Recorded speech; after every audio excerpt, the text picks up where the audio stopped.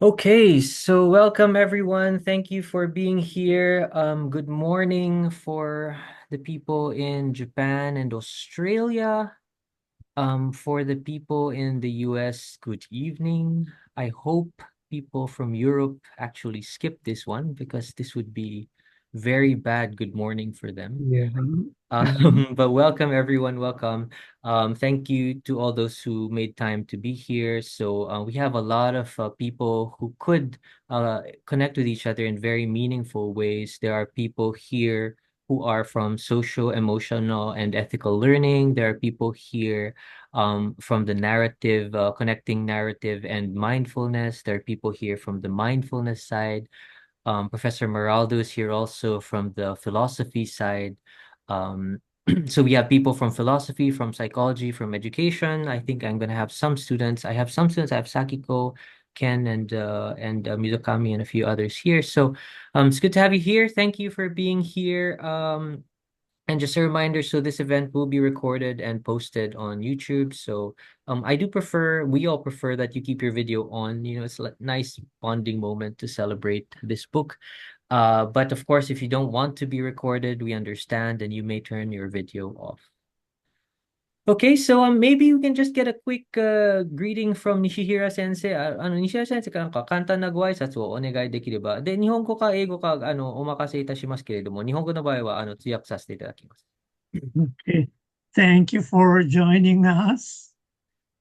とても嬉しいです。I was very お願い happy し to have ま you す。here. Thank you very Okay. much. So, welcome everyone. はい、ありがとうございました。Thank you very much, Nishira Sensei. So this is gonna be our flow for today. We're going to start off. So we're gonna have some talks. It's a new book, and most of you haven't read it yet. We just got our copies quite recently, so we thought we'd give you a little. Oh, Imoto Sensei's here. We'll give you a little preview of what the book is about, what's in it. Just give you a little taste. So the first translator, of course, the author is here, Professor Nishihira. But the first translator is Catherine Sevilla-Liu, and she's going to kick it off with her insights and a little view of what the experience of translating was like. And then we'll have around 20 minutes talk, and then 10 minutes we get to chit chat about her her experience. And then at around 11:10 I'll give a little talk on the connection to education in particular. So a lot of people here are also interfacing with education, so we'll do that again, 20 minutes and 10 minutes to discuss. And then for the last 20 minutes, just a few quick words from Professor Nishihira, and then we'll have open discussion. So we really appreciate questions. If you have questions about the philosophy side, if you have questions about the psychology side, anything, really anything.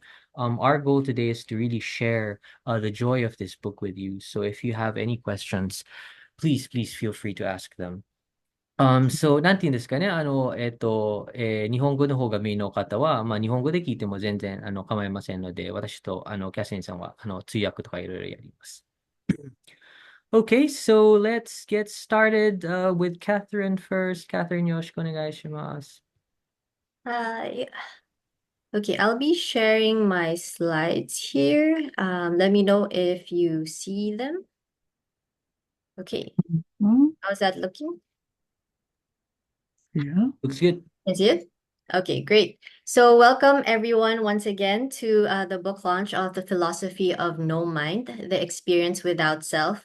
We're all very happy to see you and that you are able to join us to celebrate the launch of this book.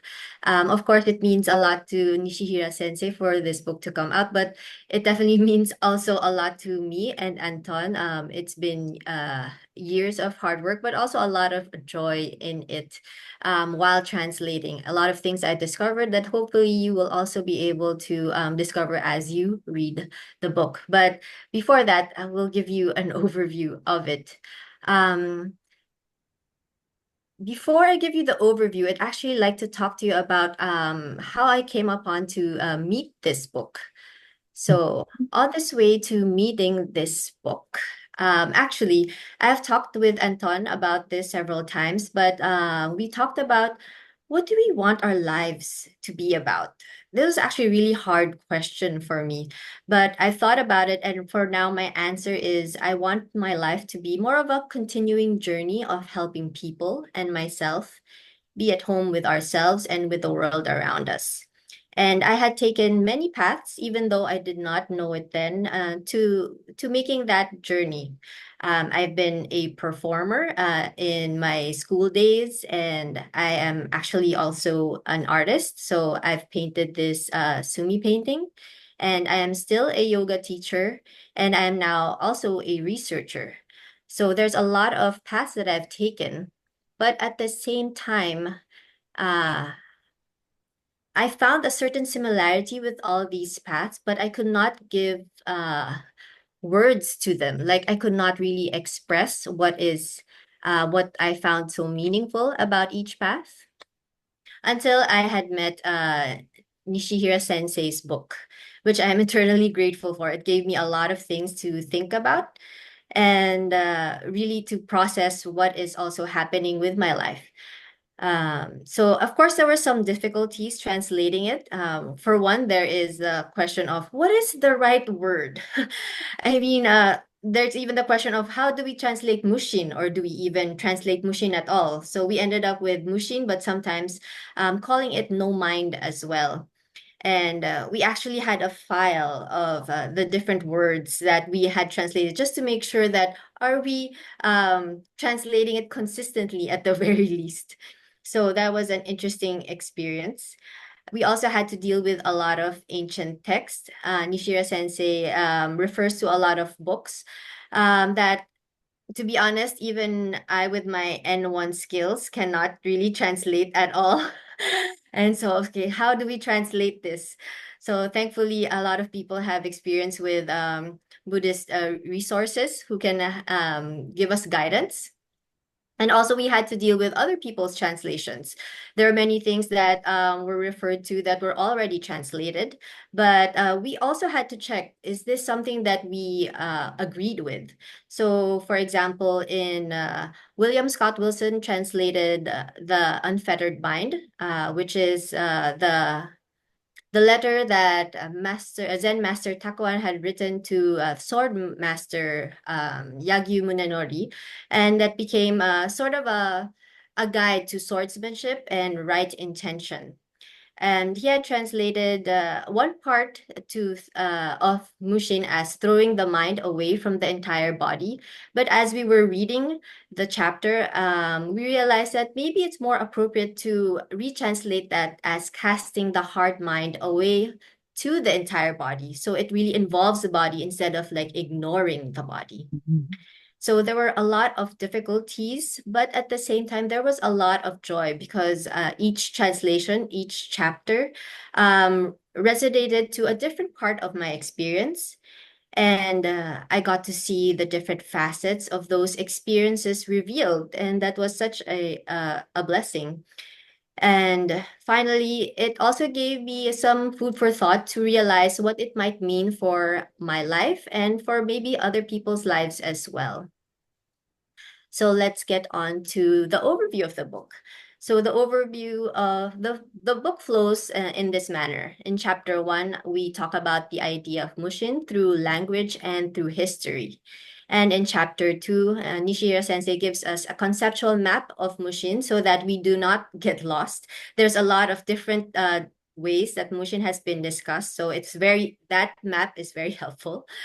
And chapters 3 to 5, Nishihiro Sensei introduces mushin through the ideas of two thinkers.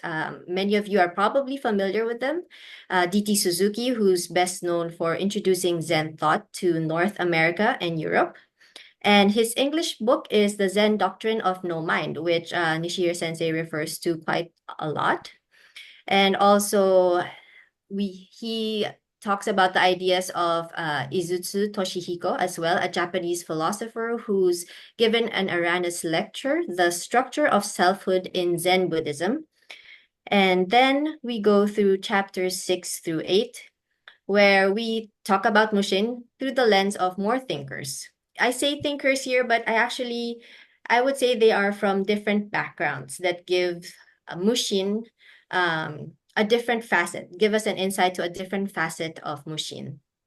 So we talk about the writings of Zeami, who is regarded by many as the greatest playwright and theorist of Japanese no theater. And he describes mushin as not a single thing in mind.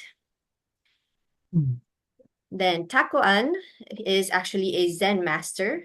He's a Rinzai Buddhist monk who wrote the mysterious record of immovable wisdom to, as I mentioned before, Yagyu Munenori. And it's often discussed in relationship to swordsmanship and martial arts as a work that teaches military strategy, but also in terms of the heart mind of Zen or Mushin. And finally, the last chapter, chapter 8, talks about the Ishida Baigan and how he views mushin. Ishida Baigan is the founder of the philosophy of the learning of the mind, and known for trying to popularize ethics for the common people. So you can see already here that there's so many people from different walks of life who try to give voice to what mushin is, and there are many ways that it has been understood. As I mentioned before, Zeami talks about it as not a single thing in mind. Whereas Takuan talks about mushin as not placing one's heart mind anywhere, and Ishida Baigan talks about it as the heart mind that is united with heaven and earth and all the 10,000 things. And finally, chapters 9 and 10 brings all these things together to synthesize what really is the philosophy of no mind. And afterwards, appendix, maybe Nishihira sensei has already progressed with this one. He's mentioned that these are fragmentary, but they're very important, talking about what it means to care when we talk about caring with no mind or mushin. And finally, Anton's translator's essay is also very important in thinking about what it might mean for mindful education as well. So these are just a few things that I really enjoyed about this book. There's actually a lot more, and I was very hard pressed to compress it. But anyway, the first one, I really enjoyed how Nishihira Sensei showed us the constructedness of mushin through the exploration of how it has changed through language and to history. We saw that, I saw anyway, that mushin is a very dynamic and changing and contradictory concept, not just in its meaning, but how it's used. We oftentimes think of mushin as, okay, being free from attachment. Okay, I must not get attached. Or being refined, but in a good way. But it has actually been understood as being heartless or brazen or uncaring. It's actually been looked down on as a concept. And it's actually interesting to see how this has changed and why it's changed. I really like this quote. The word mushin is its own antonym lying within it and has the momentum to turn itself inside out. It actually asks us to think about, what if mushin is not just that good part? It is like the combination of all these things taken as they are. In relation to that, I actually like the idea that mushin is a process. It is the dynamism itself that is perhaps the most important thing. We often emphasize that part, detaching or extinguishing that maybe that ego mind, but there are other stages, other parts to mushin, where something new arises and where we are being called to bring about a new working. So this is a quote that I feel encapsulates it. Depending on which moment is brought to the fore, differing forms of mushin appear before us. So it is not just one kind of mushin that we're looking for, but perhaps everything is mushin, and that different aspects of it come to light as we keep going on the journey. I also really enjoyed how in that experience of mushin, we can also realize the interrelationality of things. I really like this quote. Even though the separation has returned between mountain and the river, they do not return to being fixed existence. They are distinguished from one another, but a deep mutual relationship remains. We often cut ourselves off from one another without knowing it, but it is quite, I think, important to realize both our uniqueness, but also how different we are and how we don't often realize that. I think in our quest to take away distinctions, but even in when we come back to this I guess 360 degrees. Perhaps I should explain this first. In everyday Ushin, there's a lot of distinctions that we have from one another, from each other. And when we try to get out of those distinctions, we go to this 180-degree mushin, where, okay, there are no distinctions, we're all the same. But is that really the case? When we go back to a 360-degree mushin, it seems like nothing really has changed. But actually, there is something. There is something, that realization that, yes, we are all interconnected, but we're all different, but we're all also at the same time interconnected. In relation to that, I also enjoyed that sense of inclusivity that Nishihira Sensei has brought to Japanese thought. A lot of times, and I find that many of these Japanese thoughts have been used to proclaim a certain superiority of Japanese thinking, a certain maybe a nationalism that often can be not very not very helpful, I suppose. But I think Nishihira Sensei's book really acknowledges that this mushin is an experience that everybody has, not just Japanese thought, but can be seen in Christian thought, in Taoism, in Confucianism. And it actually takes the use of foreign translations as precious interpretations, as a way to reactivate the words and bringing new life to them. And I also enjoyed the idea. This is taken from chapter 7 of the book on the writings of Master Takuan. So even now, I still have a difficult time pronouncing this. So in regular Japanese, it's supposed to be Omu Shoju ni Shogoshin. But I guess in ancient texts, it's Omu Shioju Jiji Yao Goshin. Engendering the non-abiding mind. So what this tells me is, yes, we need to, there's an emphasis in not letting the heart-mind stop. But it's not the same as not letting the heart mind arise. It means for me that it's okay to care, to really feel deeply about something, but can we also, let this move around freely? Can we hold it lightly? So for me, whatever, I think many of us have a lot of causes that we care deeply about mindfulness, about helping people be better. And I think it's telling us that it's really okay to care and to do our best, but also to hold these ideas, to hold our ways of thinking very lightly.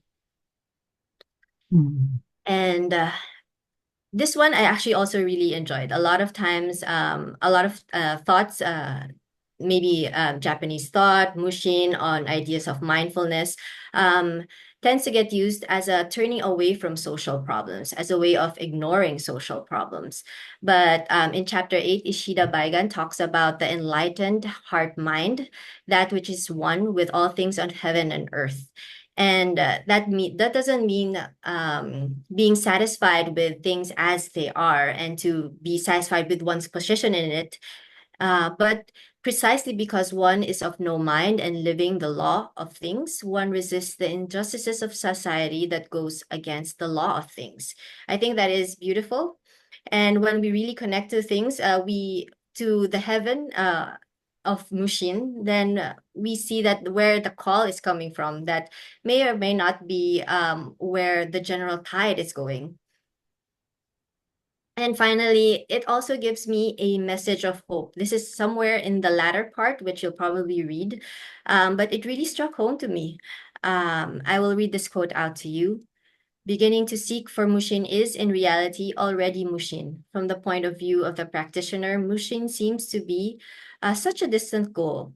But when one understands the process in its entirety, one realizes from the time one started seeking mushin, it had already begun. I think it's a wonderful thing to remember that once we're already looking for it, it's already begun, that it is already there. It is a wonderful message of hope for each one of us who's trying to find our way.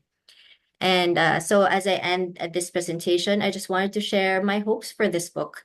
I hope that this will renew interest in your own experiences and others' experiences of mushin and what they might mean for your life and for their lives. I hope that it also sparks a lot of conversation, not just in this group, but with other people who might have read this book or have some idea of mushin from other places. I also hope that it enables action towards social justice, and I hope that finally it sustains hope in general. All right, thank you for joining us, and yeah, I will turn the Thank mic you very over to much, Anton. Catherine. Thank you very much. So, as you've seen from Catherine's talk, it's a very, very expansive book. I wonder if a lot of people listening are thinking, so what exactly is no mind?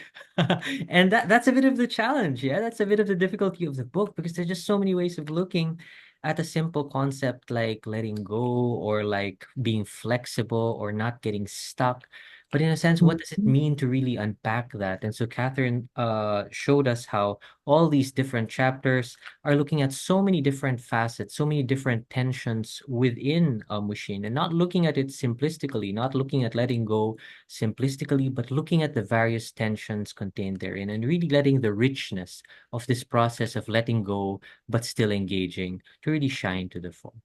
Okay, so we would love to hear your questions, even just comments, anything you might want to clarify, anything that sparked. It doesn't have to be yeah, anything that you resonated with would be great. So it if you could just unmute yourself and say your question. なんか日本語でも全然構いませんけど、通訳はできるんですが、or you could also put it in the chat if you want, but we do prefer if you just say it out loud. Yeah.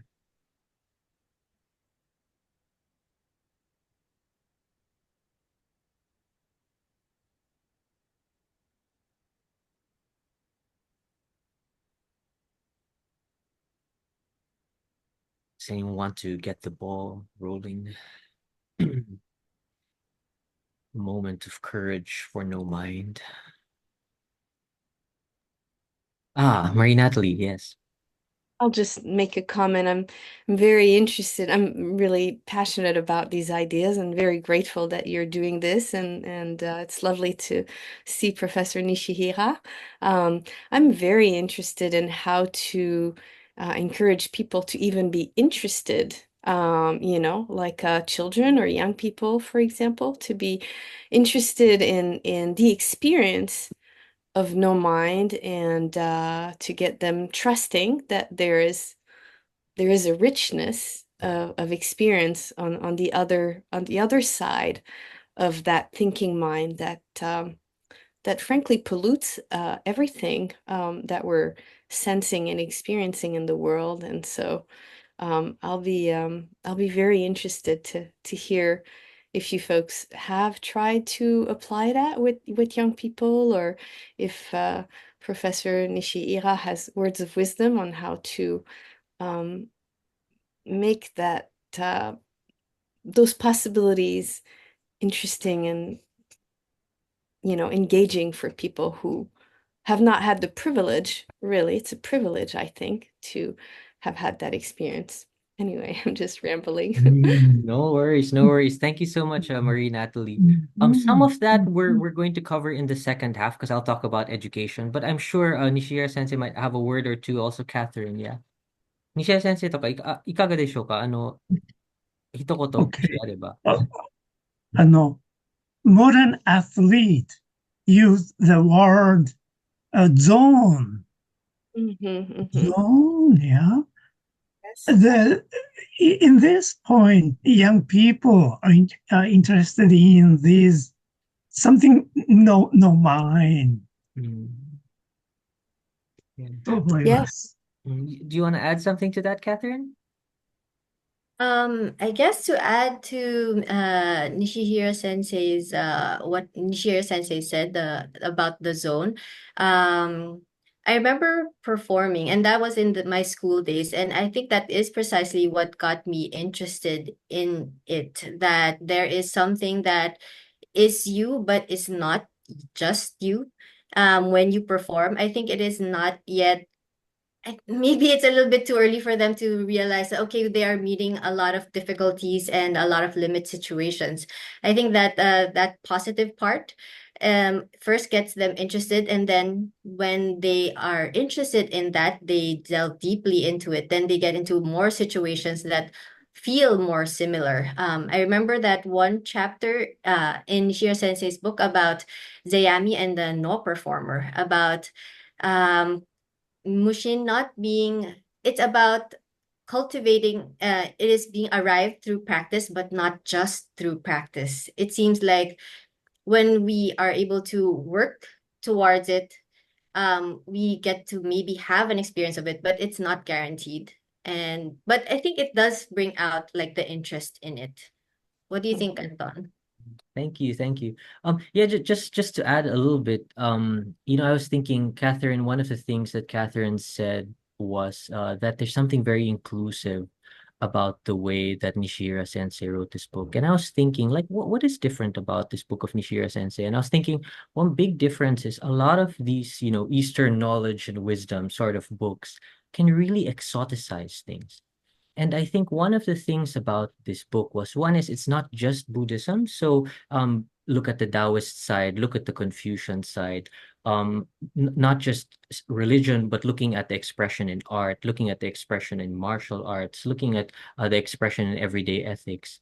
But then also at the very, very start of the book, Nishihira Sensei says that the thing with Mushin is that it's not like Satori or Kensho, Buddhist words that actually a lot of very few children, very few young Japanese will ever use. It's so detached from ordinary life. But mushin, the thing about the word mushin is that Japanese kids, like kids, like grade school, will actually say things like this, like mushin ni piano hiketa. When you lose yourself, like to be of no mind, to lose yourself when you're playing an instrument and you really get into it. Or mushin ni asobu, like when you're playing and you just completely, time dissolves and you're just completely in that moment. So that's where he starts. That's where he starts. So in a sense, there's a demystification of a lot of this exoticized Japanese stuff, where he's saying that, hey, and this reminds me of what the Marie Natalie also talks about, in a sense, bringing it to their experience, making it experience near. Um, that this is something that they do go through. So I do think that that's very helpful when it comes to, trying to make mindfulness or no mind or wisdom traditions accessible to students, is to make them realize that there are ways that they already experience it, when they lose themselves in things or when they are in the zone or something like that. Does that make sense, Marinelli? I hope we were riffing off of your comment well. I really, yeah, I agree. I really appreciate Nishihira Sensei's comment and your comment. I think we call that flow too, the state Flow, of yeah, flow yeah. zone, and I agree that if we can make young people, it's a good idea actually, make young people realize that when they lose themselves in their favorite activity, they are tasting a sense of this experience, and perhaps that can encourage them to explore more. Thank you. Thank you. Would love to hear from the others. Anything starting to come up. John, Professor Oh, I think Miranda, go John, for it. yes. Hi, Nice to everybody. see you here. Thank you. Very interesting discussion to me because I have a close friend nearby. I'm sort of in the Midwest of the United States. And my friend is a professional philosopher, as I try to be. And he in particular is interested in understanding mushin from a more Western perspective through actually the phenomenology of Husserl. So he found a German scholar who works in Vienna who about 15 years ago wrote a technical book on the phenomenological reduction and mushin. That's a direct translation of the title of the book. I don't have the book, so I don't know exactly how they translated mushin, but it's very exciting now to see this work by Nishihira sensei and to know that a broader audience is going to be included in the discussion and a more technical than just the technical philosophers. I'm very excited about that. And I have ordered a copy of the book for my friend. So just know that there are some very technical discussions going on even in Husserlian phenomenology about mushin. Thank you very Thank much. you. 西田先生いかがでしょう？なんか現象学と無心。だから西田先生もハイデガー専門家だったので、いかがでしょう？なんか考えられたことありますかね？あ、ごめんなさい、ミュート中で。あります。でも難しすぎました。Yeah, so actually, Nishihira sensei, he did his thesis, I think, on Martin Heidegger. And he also wrote a book on Nishida. And so I think there is that germ of phenomenology in Nishihira sensei's thought as well. But he was saying he tried to do Mushin directly via phenomenology, and he found it too challenging, too difficult for him. So it's interesting to see what your friend will come up with. What is the name of your friend, Professor Moraldo? Excuse me. Yes, his name is James Hart. James Hart. Okay, we look forward to seeing what comes up. Yeah, but He definitely. Mm. sorry, he wrote, or I guess about 10 years ago, he published 2 volumes called Who One Is. Mhm. One is. So it sounds on the face of it, uh, the opposite of what Mushin is teaching us, because its thesis is that there is an I as a center of self, which allows things to be present. And his understanding of it is, I think, closer to Buddhist understandings of consciousness and awareness than to traditional phenomenology. But in any case, if you want to look up that book, it's called Who One Is, Who won? and then it has a longer subtitle. Yeah, thank you. Interesting. Interesting. Thank you very much. Just off the top of my head, a lot of the topics that Professor Nishihira talks about in the book will connect to, for example, Heidegger's idea of Gelassenheit, or the idea of, for example, Catherine showed this extinguishing, the arising, and then you have the self-manifestation of the yonder shore. So that's actually very similar to the structure of Dasein as a clearing for the unfolding of being. So there will be a lot of connections, I think. But yeah, we look forward to seeing who will explore these things. Catherine, is there anything you want to add?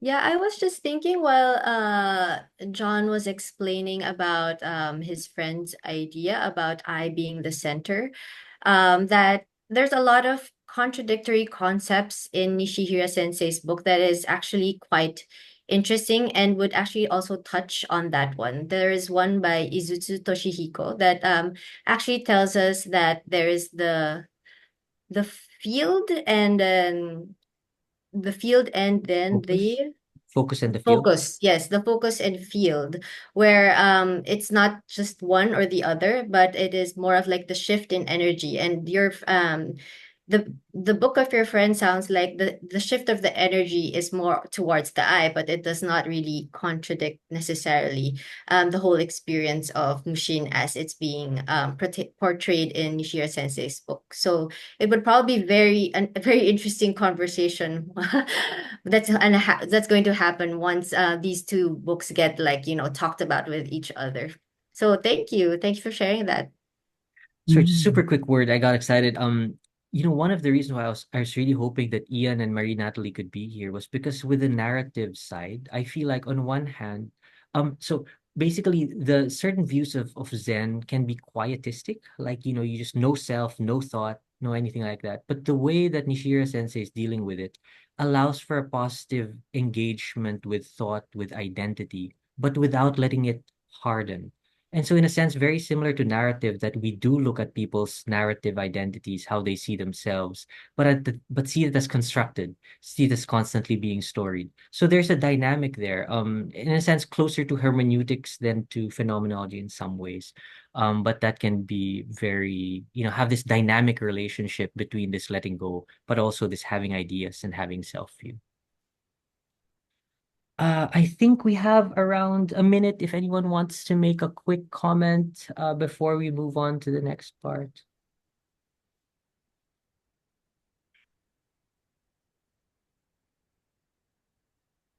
Is this going to be our mindful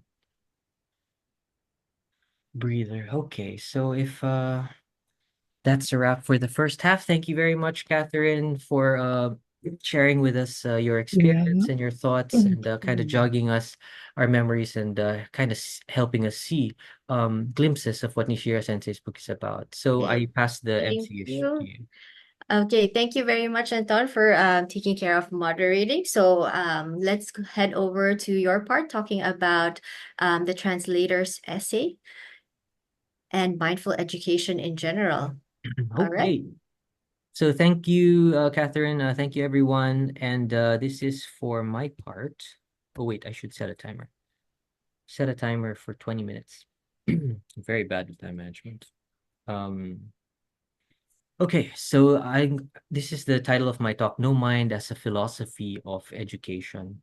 Um, this is the flow, kind of look at the whole oeuvre, and then look at the whole idea of mindful education in relation to no mind, and look at four different aspects, and then last, kind of connecting to what Marie Natalie mentioned, talking about some applications. Okay, so just before we start, Catherine was talking about how did she encounter this book, and I remember how I encountered this book and the difference it made for me. So I met Nishihira Sensei through my mentor, Sueki Sensei Nichibunken. And when I met Nishihira Sensei, he had just finished publishing Mushino Dynamism, which is the Japanese version of the book that we are launching today.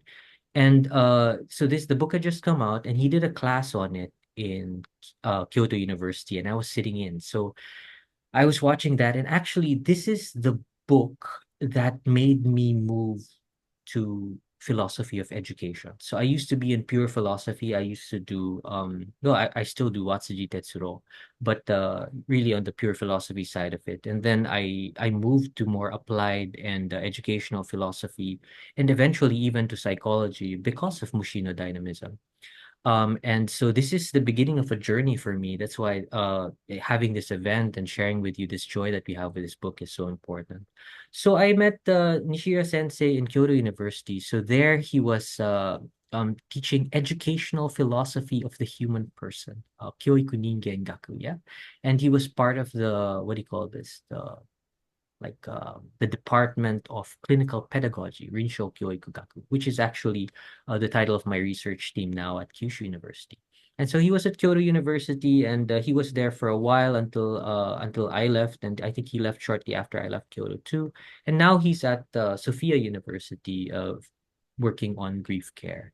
But yeah, so actually this book on no mind is not, it's not just, it doesn't stand alone. There's just so much to say, so much to unpack in this book, and actually a lot of it resonates and thrums throughout this whole oeuvre of Nishihira Sensei's works. So there are many different parts of it I thought I'd quickly introduce. The first part is he did a lot of interface with with psychology. So I think one of his earliest books was on Erickson. He also translated some of Erik Erikson's work on developmental psychology and the life cycle. And then he also did a lot of work on Jung and psychoanalysis. He also has like these dialogues with psychoanalysts.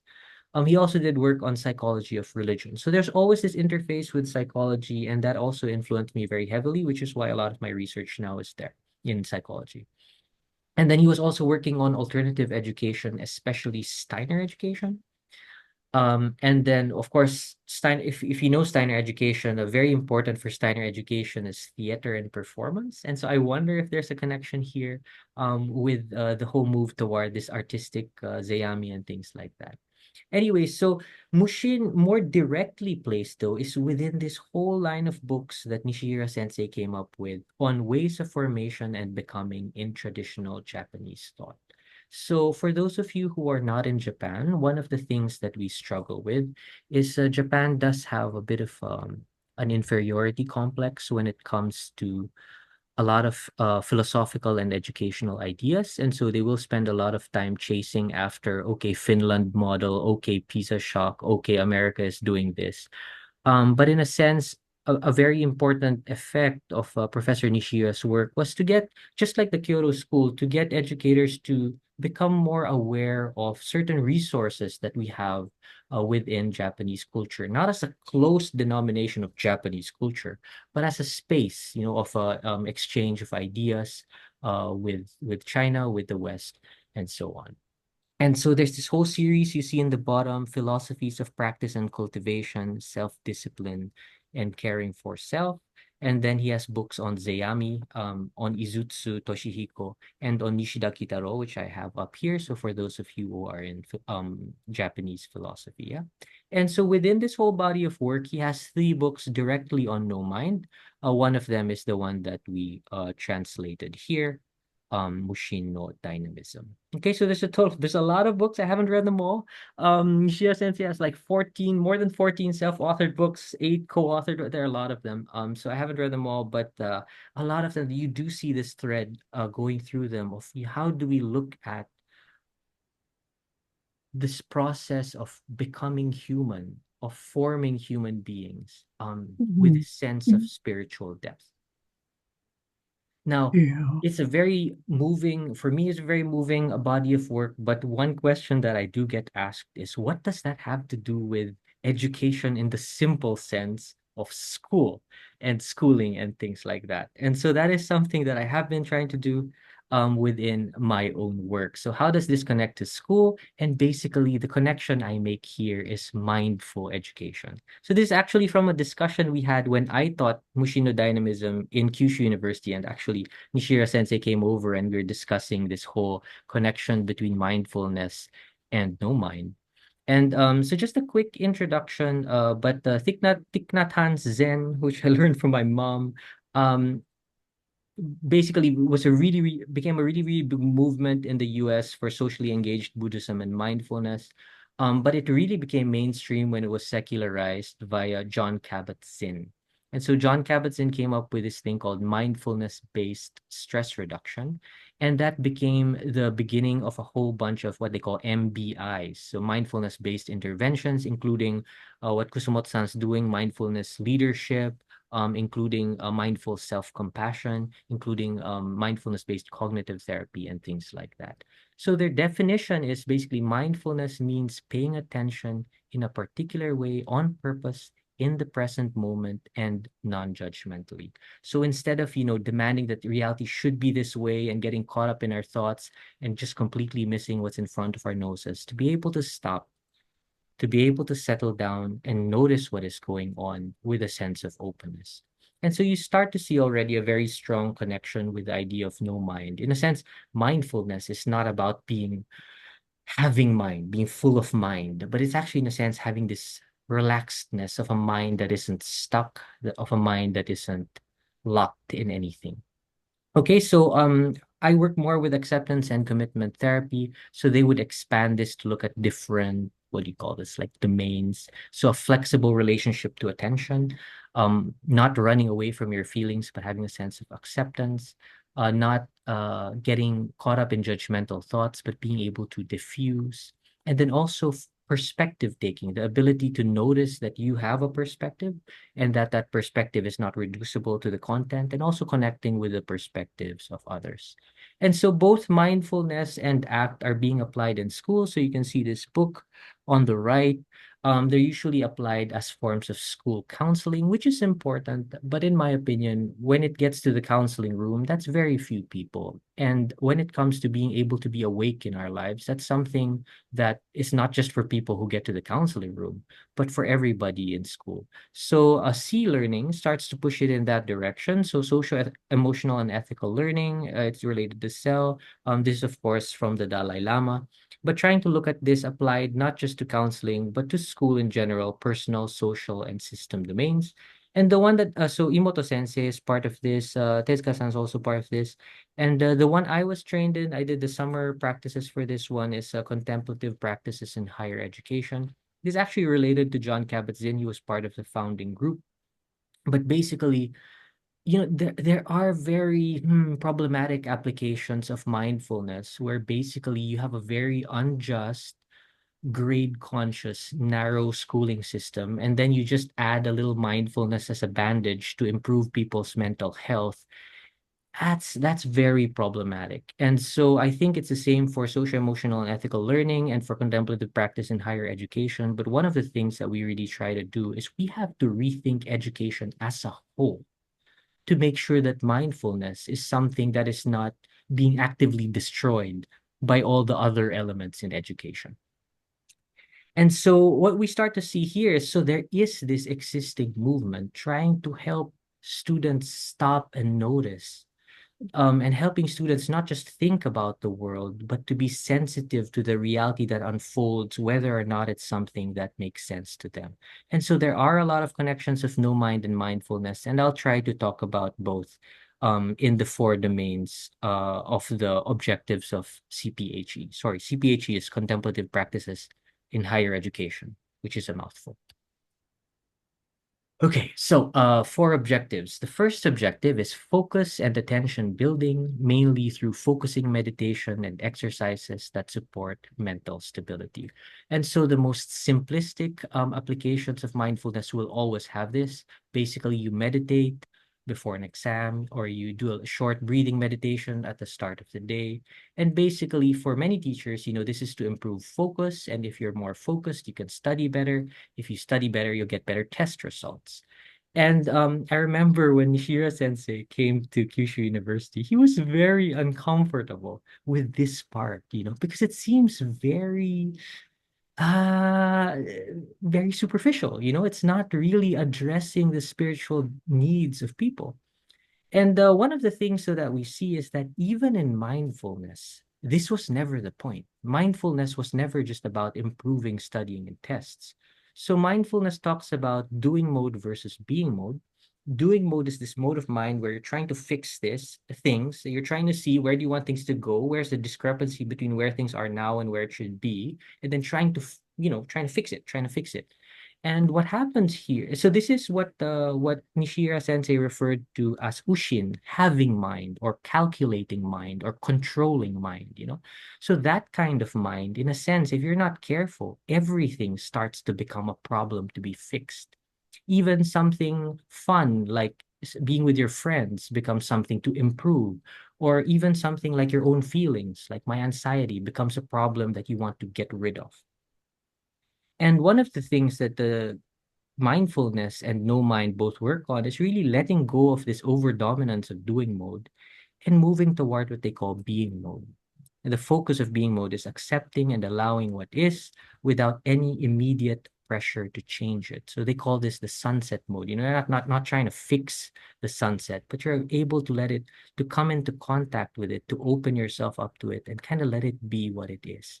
So in a sense, you have this move away from this calculating mind toward being able to just open up to reality. And one of the things that they find is this ability to pay attention really does improve mental health.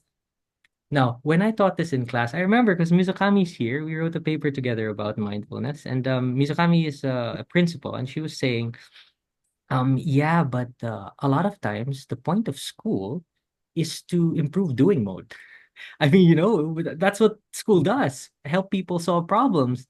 And so, you can do this in therapy, but how are you going to do that in education? And that was a very, very important question. And in a sense, I think this is an important contribution that the philosophy of no mind makes, because one of the things that philosophy of no mind stresses is that mushin is this movement. Mushin is this dynamism. It's not just this is mushin and this is bad, no doing mode, yes being mode, but it's actually this movement. So that means that you have to be able to appreciate, to open yourself to notice, to appreciate things, but also being able to respond to problems and actually being able to more creatively and flexibly problem solve because you've been able to step back. It's like when you're doing a math problem and you get too caught up in it, sometimes you get stuck and you can't even move forward anymore. But when you step back and you relax, sometimes it actually opens you up to new solutions. So this back and forth movement between doing and being becomes very important and highlighted in Professor Nishihira's book. And so I think this is important for education, and an education of no mind. Okay, second objective, contemplation and introspection into the content of course in which students discover the material in themselves and thus deepen their understanding of the material. So before we started, we were talking with my mom, yelling about the Lectio Divina and contemplation. So usually this is how they apply it. Reading something and really feeling it, or you read a book or you read a history, or you read a religious text, and instead of just memorizing it, actually feeling yourself as part of that story, as part of that history, inhabiting it to allow it to reveal itself to you experientially and mindfully appreciating that material. So they already do this in education. And so very important here is that lessons, are they really engaging the particular student? It's almost a lot of times education is generic. The kind of learning that I expect one student to get is the same as the kind of learning that the other student gets. And even when we talk about active learning, in a sense, we're still wanting the same outcomes and the same kind of problem solving. So there's no real engagement of the particular student, which is what CPHE, mindfulness, and also No Mind try to address. But very interesting is how No Mind sets this up via Zeami, the no theater theoretician and the practitioner. Um, and it shows us, in a sense, this depth. Okay, so the first level is non-ornamentation, or well, basically ignorance. When you don't have a genuine encounter with the material, be it a religious text or a philosophy text or a psychology text, you basically just don't really understand it. And all you have are your own narrow preconceptions about that topic matter.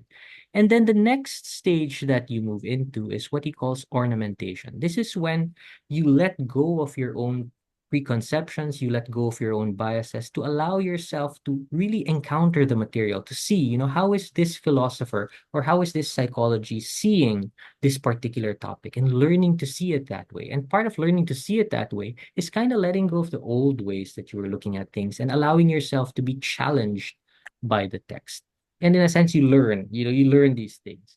But at the same time, so this is ornamentation. If you're not careful with this ornamentation, you also end up what they call in Japanese atama dekkachi. You have all of these theories, but not necessarily being able to have a flexible relationship with them. So Zeami says, non-ornamentation that perfects ornamentation, going back down. So what happens here is you're not just negating yourself to open up to the material, but you're able to let your subjectivity mutually transform together with the text. So your subjectivity, your experience enriches the text, be it the Bible or the philosophy of Heidegger or the psychology of Stephen Hayes, but you're also able to get it to feedback to you that it's transforming things for you. And he explains this via Ishida Baigan and the Confucian classics, or via Kobayashi Hideo and the study of historiography. So I think this was personally a bit painful for me too, because I do have a tendency to kind of have creative ideas without ever letting the text challenge my own paradigms. So that's a warning that's just basically non-ornamentation. That's just ignorance. And so the allowing the material to challenge you will become a very important part of education. So both in no mind and in mindfulness, are we still able to allow the material to challenge students, not just to solve their wounds, but to challenge students to more flexible ways of seeing themselves and reality? Okay. I'm noticing I'm doing terribly with time. Okay, so third objective, compassion, connection to others, and deepening sense of the moral and spiritual aspect of education. So this is very important for C learning. We do loving kindness meditation. Also C learning interview, students interview each other and learn to talk mindfully, listen mindfully to each other. Yeah. And interesting here, so Nishihira Sensei has this fragmentary notes in the care of no mind. And basically he says, when we're trying to care for another person, be it a parent to a child or a teacher to a student, is it really just about roles and self, the relationship between identities? Or is there a relationship between no mind? So Catherine mentioned mountains are mountains. There's a saying that goes, mountains are Before I practiced, mountains are mountains, waters are waters. After several years of practice, mountains are not mountains and waters are not waters. And after awakening to the way, mountains are truly mountains and waters are truly waters. So Nishihira Sensei was talking about this. And in a sense, what we have here is in the first stage, mountains are mountains. The care is the care, the cared for, the care for. The parent is the parent, the child is the child. If our caring reduces a person to a problem to be fixed, basically this is doing mode, yeah? And then at the same time, you're reducing the person to a mere role, a mere dependency. There's also an attachment of the carer toward their own self-image. For example, as a good teacher or a good parent. But what it's warning us of here is, doesn't this make us very inflexible in the way that we respond to things and use our skills? And so when you realize this inflexibility and when we try to go beyond that, the first movement is mountains are not mountains, realizing that I'm not just a teacher. Students are not just students. Children are not just children. And you start to let go of this ego-driven caring. But very important is that Nishihira Sensei is not kiregoto. It's not naively optimistic about this because he knows that there's also a danger of kokoronashi, heartlessness, and social apathy. Because in a sense, when you let go of your usual controlling, ego-driven form of caring, there's a tendency to kind of stop caring for a while until you find a new way of re-engaging and caring in a new way. And so this re-engaging is in the third stage, mountains are truly mountains. This is when you're able to have that mental flexibility, not getting stuck, to lose yourself in the caring without getting intoxicated in yourself as a carer. And so you go beyond your role, identity, mind. You're also able to see the other beyond role, identity, and mind. And this is something that science is also working on. Acceptance and commitment therapy actually does research and laboratory experiments on other as context. Yeah. So how do we make space for the others no mind? And through this change in the teacher-student relation, of course, our hope is that will students also learn to care for other people, not just as roles, but as one human being encountering another. And this is Nishihira Sensei's whole body of work about that. Sorry, I'm a little bit over time, but I'll try to be quick. Okay, and so just this last part, so we have this whole process of letting go, right? And so the fourth objective, inquiry into the nature of their minds, personal meaning, creativity, and insight. And a lot of this, the seat of this insight and creativity is actually this letting go of self. But one of the important things, so science, even science, cognitive therapy, cognitive science, acceptance and commitment therapy are starting to look at this idea of no self. But the important thing is, another thing they're also seeing is that there are a lot of challenges with this letting go of self. Um, you can get very confused. You can get a dissociation. Some people become suicidal, and things like that. And in Zen, we call this makyo, but this tendency to, get meditation sickness. And so the importance of trauma-informed mindfulness comes in here. Another aspect, other than the difficulty of this self-transcendence, is also a sense that when you're letting go of yourself, this sense that, am I really the one doing it? Am I fully in control of this letting go? And so when Catherine talked about performing, in a sense, when you perform, it feels like something takes over you. And somehow science doesn't really let us talk about that other shore, that transcendence, that grace. And so this is where there's a question of how are we going to dialogue with wisdom traditions and religions? Because the ones who have spent 2,000 or more years working on these things are the wisdom traditions and religions. But with the secularization, one of the things that we have lost in education is this connection, this healthy connection with religion. Mhm. Okay, so just one last slide. Sorry, I'm over time, but just to pull things together. So how am I applying this in Kyushu University? So educating not just to think, but to notice and to allow noticing to challenge thinking. We have this class. It's a required class, Introduction to University Life and Career. I teach it with Catherine, and one of the things that we do is we use mindfulness not just to calm down, but to get people to see things that they normally don't notice about themselves, to see unique outcomes about themselves. Okay, the number two, educating as engaging the material in a transformative way. So for example, in this world philosophies and religions class, we read very esoteric things like Otto's what do you call this idea of the numinous. But instead of just reading them, we also do meditation exercises where we try to experience the kinds of things that the philosophers are trying to show us.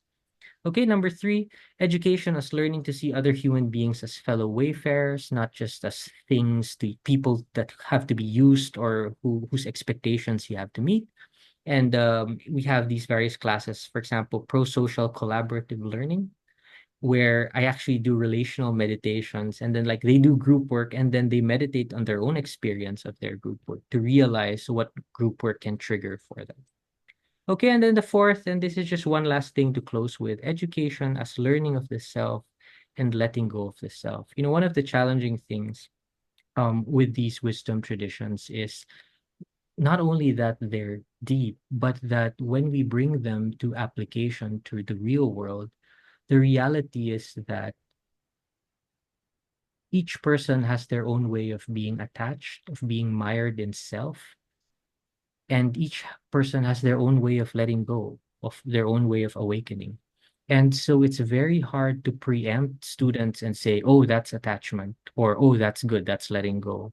But in a sense, there's this challenge of how do I see each student as themselves having their own paths, not just imposing my path on theirs. And also, in a sense, how do I share share in that journey without taking that journey away from them and trying to absorb it into my own journey. So there's this Japanese word from Mori Akira, another philosopher of education, Dogyo Nini, actually comes from Kukai. But this idea of how do we go on this pilgrimage of life, of wisdom together.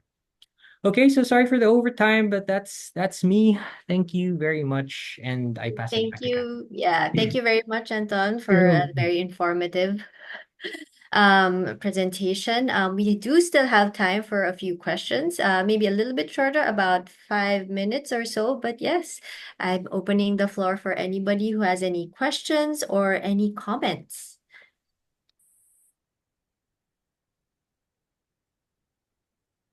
May I, Kat? Hasan, are you? Oh, Hi. sorry. Yes, Yeah, yes, okay. please. Yes, Moms Yoling, can you please ask your question? Yes, I was talking with Nishihira Sensei before the talk, and basically, well, you know that I'm a practitioner of Ignatian spirituality, right? Where we practice mindfulness, we practice detachment, we practice holy indifference. And so I asked Nishihira Sensei, does Wushu, is that similar to what we call contemplation? Thank Thought, you. Yes. Would you want to, do you have anything else? I think Okay. you froze Is for a that that's bit my similar there. to question. That was my competition? question, Okay, yes. okay. Okay. All right. Thank Yeah, you.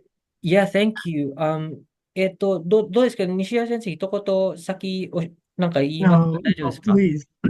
Okay, sure, sure. So as I showed in the slides, actually the field that applies this to education is called contemplative pedagogy. And so the idea of contemplation is really front and center of this attempt to bring mindfulness and no mind into education. So the understanding that they have of contemplation, I don't know if it's the same as us as Ignatian spirituality, but the idea they have of contemplation is basically this inward look and this making a space within yourself to be able to look at the transformations that are happening inside of you. So the whole non-genericness of education here is really being pushed to the fore. I am not educating a generic child, an average child. I am educating this particular human being with their own interior experience. And so how am I going to connect the lessons to that interior experience? So you were talking about like how you read the Bible in Lectio Divina as you read the story and you're bringing yourself into the story. And so what if I am Mother Mary here, or what if I am Saint Joseph here, and how is this scene unfolding for me? And so this is really part of the process of experientially engaging a text, not just thinking your way through it, but like Zeami was saying, to allow it to really challenge you by not just being a matter of what they call uh, arbitrarily applicable relational responding. Not just symbolic stuff, but making it an experiential um, encounter with the text. So yeah, I think there are a lot of connections. Yeah, it's something that's applicable not only to biblical texts, for example, but it's applicable also to just when we talk about contemplation, we also talk about just gazing. Yeah. Yeah, gazing at the person, at the thing, at the scene. And this gazing can take the form of just listening to uh, what the event or what the person is saying with no judgment. Mm-hmm. Really wondering when one is in that space where one is non-judgmental, one has in effect taken oneself out of it, whether that is the same as what the professor calls sensei, Nishihara sensei calls no mind. 西田先生どうですかね。だから、その、無心に耳を傾けるときに、どこまで無視というか、我が消えるのか。要するに、自分をもう追い出して、も無として他者と出会うのか。あるいは違う形で我と汝が出会うのか。まあ、どういう感覚ですかね、西田先生は。さっきの行ったり来たりが一番近いと、シェアして。わかりました。So, Nishihira sensei was saying that in a sense, it's not purely a just you erase yourself, you erase your role, you erase your identity, and you engage the other person. It's not this completely empty listening, but at the same time, it's not also just listening as a role. So what he's talking about is really again the importance of this tensional movement. So in a sense, how to have that, I am, for instance, I am still a teacher, and this person is still my student, and that will shape how I talk to the person. I also know certain things about that person. I also know certain things about myself. But then at the same time, how do I not get stuck with any of these, like the omu shoujo, non-abiding mind, yeah?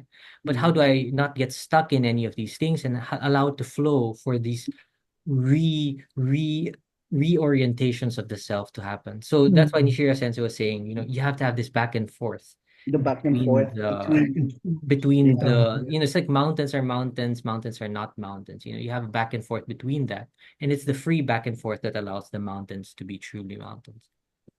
Thank you. Yeah, actually, I just wanted to add a little something. Sure, It Catherine, reminds me please. of what Marie Natalie has talked about previously in a previous workshop connected to narrative, where we look at the person, but not just the person himself right now, but the other variables. I think you mentioned some situational variables, all his history, but we also don't limit this person to that those things as well. We don't just look at the variables and this is that person as well. So we take it in mind, but then we also think about that this is just also more than this person is also more than this, but also more than all those other variables as well. So yeah, I think there's a lot of connections with a lot of things that we are working on. So just Okay. very, very quick. One of the things that I think Catherine said that's super important is I think we need to remember how this stuff is not just about mysticism, but also connects to social constructionism. So in a sense, Oh, part of this is really seeing how identities, understandings are constructed, but you don't just ignore those constructions, but this realizing that they're constructed allows flexibility in the way that we respond to them so that we can deconstruct and reconstruct it in creative ways. Anyway, sorry, we have a question from Kusumoto-san and then from Karen. Kusumoto-san, please. It was more like a sorry, a comment rather than a question. No But worries, man. um yeah, I really like the connection between the doing mode, being mode with machine. And especially I say this because I feel I'm trained in NBCT, but I think as NBCT is trying to get more towards from just not just clinical to a more general population, it's understanding or the usage of the relationship between being mode and the doing mode is getting more nuanced. Yeah. And they mention a lot about I think that in the newest book by the head of the Oxford Mindfulness Center talks about a lot about values, personal values, and discernment that the individual person has to do to be aligned with their values, etc. And that discernment is based on based on the being mode. So it's like they talk a lot about how you do based on how you be. Yeah. And Is this Willem? Is this Willem Kuyken's it's work? Willem Kuyken's, Really? yeah, Cool. I didn't know he was yeah, doing that. Cool. yeah. I think I received like a pre-draft copy of his next Mindfulness for Life book, and that's in his Interesting. book. Interesting. So yeah, Interesting. We were just talking and I about that think the last time me and Willem met. But yeah, I think that's super important. And that's actually why I was bringing in ACT. Because ACT already from the get-go super stressed values and committed action. In a sense, the being mode, that self as context, is something that becomes real and comes alive when we're able to re-engage the world of action. But even in MBCT, they already had this idea of doors. So like, you exit not to quit the situation, but to re-enter it. So, when you like let's say you're in a conflict situation and then you calm yourself down, you just don't just calm yourself down and walk away, but you calm yourself down so that you can re-engage in a different way. And so I think this re-engaging being mode, you're not a detached being mode, but a re-engaging being mode is something that definitely connects to a lot of Professor Nishihira's work. Catherine and Nishihira sense, if anyone wants to add values, you good? Okay, and then Karen has a question. I think this is a very challenging one though, yeah. About how do we share in someone's journey without overtaking the process? It reminded me a lot of the tension of parenting. How to let your kids be themselves without imposing your values, but also showing them ways to walk on paths of life in life. That's hard, yeah. Whew. だからなんていうんですかね、どうやって他の人の道を自分の道にせず、でも同時に人をただ放棄するわけでもなく、まあ同業の難しさですね。西谷先生はいかがでしょう？一言は考え中。Catherine, do you want? 本当にそこが難しいね。Yeah, that's really challenging. うん Shira Sensei was saying. Thank you. Yeah. I was I sorry, Catherine, please. No, actually think it is still related to maybe what Nishira Sensei had mentioned in the previous question about being itari kitari, the going back and forth. I think we are all human too, and Yeah. that there is not just your mushin but this other person as well that we're all very interconnected in that sense, and it is a process, and that we are actually have to accept that process, and sometimes it will match and sometimes it will not, but we keep trying and keep working together, I suppose. Yeah. One of the things that I want to acknowledge is the difficulty of this. As I was saying, in my last slide, I really struggle with this. One is that their way of being self and their way of being no self is very different. So, if you have a student who struggles with low self-esteem and self-criticism, their way of being mushin, of being stuck, is going to be very different from a student who is happy-go-lucky and struggles with not being able to give direction to himself and things like that. And one of the things I noticed, for example, is, and Catherine was saying, the thing is we're human too as carers. So for instance, me, I'm more of the self-critical type. And so I can read self-critical people very quickly. I know what they're going through. I can guess. But if someone is very low on self-criticism, I can misread it and think it's self-criticism when actually it has nothing to do with self-criticism. So, in a sense, we only have our lives, and we try to connect with the lives of others. And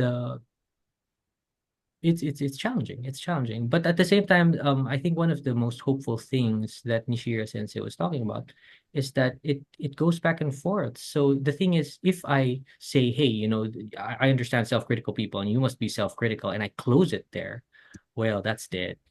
But in a sense, if I'm able to say, okay, right now, I'm from where I'm standing, I'm starting to see this. How's that working for you? I mean, does that ring a bell? And then if the student says, nah, that's not how I feel. And it's like, oh, okay, so you want to tell me a little bit about how you feel?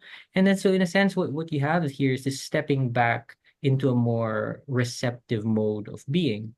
And so in a sense, this constant back and forth, allowing the mind to work, allowing identity to work, but never letting it congeal, never letting it get stuck. Yeah. Sorry, I Perhaps, think Ian, Anton, yeah. yeah, just to add, it was a good segue into what I was thinking about, is that in narrative practice, we would say there are multiple interpretations to be made of any event. Yeah. And so we engage our interpretive resources intelligently to create the possibility of knowing something we couldn't know before because we hadn't created the conditions for the knowing. And but then we create those conditions and people start to know something that they didn't know was in that event that they're speaking about. And it becomes another way of reading the event. Yeah. Yeah, so like So this makes it possible to pick up because our intention in narrative practice is one around, we could say, ethical strivings and how people take different kinds of action, which may include particular kinds of ethics in regard to their life, although the actions they take might be quite unhelpful and even destructive. And yet, in different ways of reading those actions, we see something that the person is striving for nonetheless. So that's not done in an imposing way, but it's done in a very carefully considered, hopefully carefully considered way to encourage this kind of exploration. And I think it comes back to speaking up on mindfulness around the relational ethics and how not to separate relational ethics from this idea of mindfulness, however we conceptualize it. It's not to see it as something separate from the ethics of living. And so it's trying to create the context within which people can make discoveries about their purposes and their ethics. And this often comes back to, I think, this idea of, as a colleague and I have written about around attention, what we give attention to, and the intention behind the attention. Mm-hmm. So I'm interested in, attentionality and no mind. Mm-hmm. So where does intentionality and attention or intentional attention, what's the association between intentional attention and no mind? If that's not, I'm sure that's a rather large question to ask at this moment, but nonetheless, I'll just put it there for just to say it. Thank you. Thank you. Before I go into the intention thing, Catherine, a lot of what he was saying reminds me of Catherine's working on narrative practice now, and she always mentions double story. And being able to listen to things and see both the struggles and the values, the valued intentions lurking within one story. And this, in a sense, this very flexible way of looking at one child or one client or one student's struggles and expression of those struggles. Catherine, I was just wondering, like, what kind of frame of mind do you have to be in to be able to listen in a double-storied way? I mean, Michael White, he kind of just throws it out there, but I wonder, that can be very hard. I think it is very difficult. I don't think I have a fixed answer of what kind of frame of mind, but I was thinking about it in terms of Nishihira Sensei's book as well, about having a flexible and flexible self that has these conceived notions, but at the same time can also look at how things can be other than they are. I think that is one of the few ways that you can look at both problems and also the other possibilities, the values that are lurking in there, or other ways of seeing something that you may not necessarily agree with. I think the valuing of the process, as Nishihira Sensei's book mentions about mushin and dynamism, about not just looking at one stage, but also seeing the whole thing as a process, as a dynamism, is also important, because the small steps of people it's not going to be complete. I think when somebody tries, maybe they're going to fail, or maybe it's going to look a different way than what you would want it to be. But the trying itself is there. So that, I think, I feel is a connection to what Nishihira Sensei is talking about in his book on mushin. Thank you. Yeah. Just one, like, very simple example. I have this happened to me with several students, but I have several students who are very, very hardworking, A A type, like, what do you call this? Always get straight A's, good student types, and when they get to graduate school or they try to do very high level research, one of the challenges that they often face is that they're just so used to doing things by virtue of the expectations of other people, that it's very hard for them to do their own creative work. And one of the things that happens as they realize that they want to engage things more subjectively, more agentically, more creatively, is that they actually stop studying. They actually study less, because the way they're used to driving themselves is very compliance based, right? And so that has to stop first. And so this is the mushin 180 degrees moment, which looks like they're actually quitting, which looks like they're losing motivation. But in a sense, when you look at it as a process, in a sense, when you double story it, then you can see, in a sense, this might also be a resistance story. How am I learning to let go of an old way of just complying in order to slowly build, to deconstruct so I can reconstruct a new way of engaging things? So yeah, so I think being able to catch that double storyedness is a way of being no mind in itself. About the intention part, super, super hard. Basically that's one of the main sections that Nishihira Sensei talks about in The part on last Zeami. chapter. Yeah, and the paradoxes of no mind in the very last chapter, but also in the part on Zeami. But basically how, in a sense, when a theater actor is performing, should they be trying to make the performance succeed, or does that trying make it actually go worse, make it stilted and unnatural? And one of the things that comes out there is, in a sense, when we look at behavior that is able to be flexible and effective, on one hand, when you get too caught up in an intention, it can be very unhelpful. But on the other hand, when you lack intention, it can also be very inert and powerless. And so in a sense, there's a challenge of what does it mean to relate with intentionality I don't mean this in a Husserlian sense, but in the more lay psychological sense. What does it mean to relate to intention in a more flexible way? And the same thing comes up, I'm sure Kusumoto-san remembers this, but in MBCT, they also, in mindfulness-based cognitive therapy, they also talk about how, in a sense, you have an intention for practice, and the practice is intentional, but you also have to hold that intention very lightly.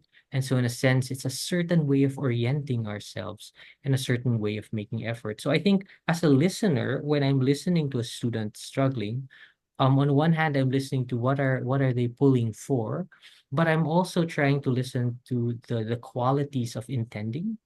So there are the things that we kind of rabidly chase after, and I tend to get a bit worried about those things. But there are also the things that we gently open up toward. And I that's something that I do really want to be able to catch when I'm listening to my students. Does that make sense, Ian? Sorry. Yeah. Yes. Thank you so much. Yeah, I know it's a huge topic, and I don't expect a simple answer.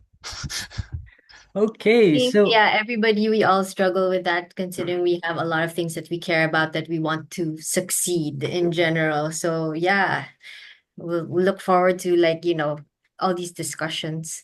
So I think it's almost about time. Is that right, Anton? yeah, it's about time. So thank you, everybody. And before we close, do you think you could just have a final greeting from Nishihira Sensei? Nishihira Sensei, nakasai ko no go aisatsu teki na koto o onegai dekimasu deshou ka? ありがとうございます。Thank you, everyone. Thank you very much. I'm just wondering, did I really write this book? Thank you very much.